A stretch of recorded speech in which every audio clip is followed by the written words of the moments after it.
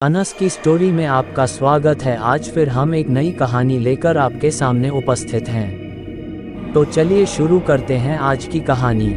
एक बार की बात है, एक गांव था जो पहाड़ों के बीच बसा हुआ था।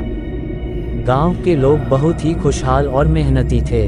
वे खेती करते थे, पशु पालते थे और एक दूसरे का सहयोग करते थे।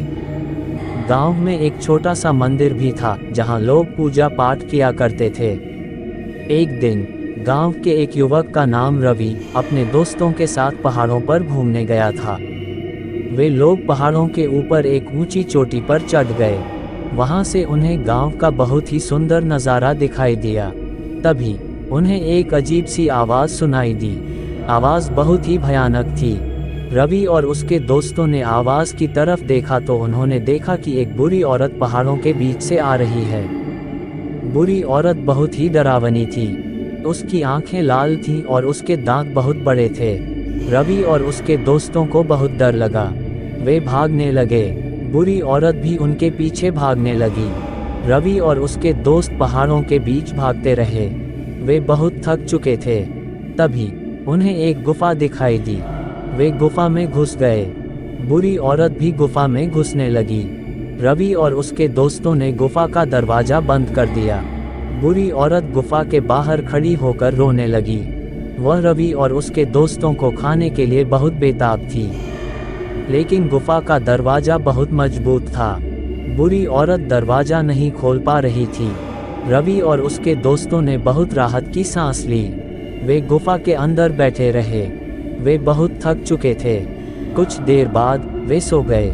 सुबह जब रवि और उसके दोस्त उठे तो उन्होंने देखा कि बुरी औरत गुफा से जा चुकी है। वे बहुत खुश हुए। वे गुफा से बाहर निकल आए और अपने गांव वापस लौट गए। रवि और उसके दोस्तों ने गांव वालों को बुरी औरत के बारे में बताया। गांव वाले बहुत डर गए। वे बुरी औरत से बचने के लिए उपाय सोचने लगे। गांव वालों ने एक पुजारी को बुलाया। पुजारी ने कहा कि बुरी औरत को भगाने के लिए एक विशेष पूजा करनी होगी।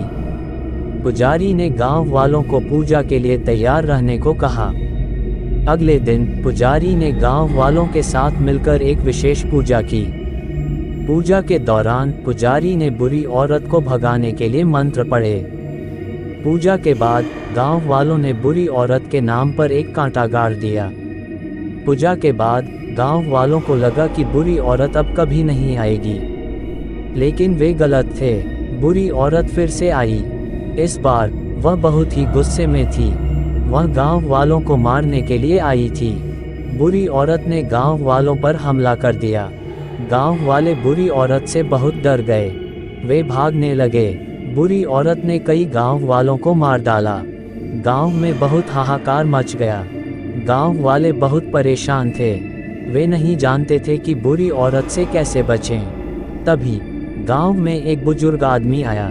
उसने गांव वालों से कहा कि बुरी औरत को भगाने के लिए एक ही तरीका है। उसे उसकी कमजोरी का पता लगाना होगा।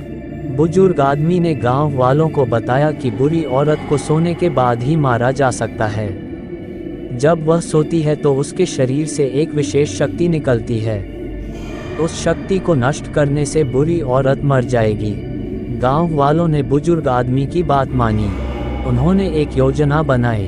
उन्होंने एक रात बुरी औरत को सोते हुए देखा। वे उसके पास गए और उसके शरीर से निकलने वाली शक्ति को नष्ट कर दिया। बुरी औरत की शक्ति नष्ट होते ही वह मर गई। गांव वाले बहुत खुश हुए। उन्होंने बुरी औरत की मौत का जश्न मनाया। गांव वालों को अब बुरी औरत से कोई खतरा नहीं था। अब सब लोग हंसी खुशी रहने लगे। अगर आपको वीडियो अच्छी लगी हो तो प्लीज़ वीडियो को लाइक करें और चैनल को भी सब्सक्राइब करके बेल नोटिफिकेशन को ऑल पर प्रेस कर दें। Thanks for your watching.